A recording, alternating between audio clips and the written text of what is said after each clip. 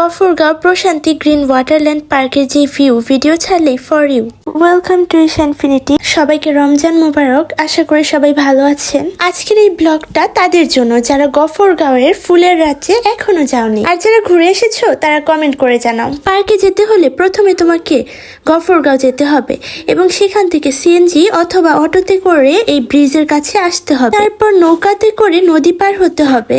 অবশেষে দীর্ঘ প্রতীক্ষার পর পার্কে চলে আসলাম। আর হ্যাঁ, এই পার্কে ঢুকতে হলে তোমাকে অবশ্যই টিকিট কাটতে হবে, কিন্তু টিকিট কত টাকা সেটা আমার মনে নেই। এই পার্কটি সকাল 10টা থেকে সন্ধ্যা 7টা পর্যন্ত খোলা থাকে। ছবি তোলার জন্য অথবা ভিডিও করার জন্য এই প্লেসটি একদম পারফেক্ট। এখানে বাচ্চাদের খেলাধুলা করার জন্য বিভিন্ন রাইড আছে এবং বড়দের জন্য রাইড আছে। শহরের কোলাহল থেকে একটু দূরে সবুজ পরিবেশের মধ্যে গড়ে ওঠা এই সুন্দর পার্কটিতে আপনারা চাইলে পরিবার, বন্ধু বান্ধব অথবা প্রিয় মানুষকে নিয়ে ঘুরতে আসতে পারেন।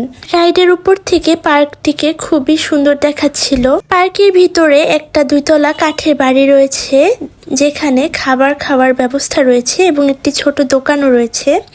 সুন্দর এই কাঠের বাড়িটি পার্কের সৌন্দর্য আরো কয়েক গুণ বাড়িয়ে তুলেছে। আজকের এই ভিডিওটি এই পর্যন্তই। দেখা হবে পরের ব্লগে। সেই পর্যন্ত সবাই ভালো থাকবেন, সুস্থ থাকবেন এবং আমার সাথেই থাকবেন।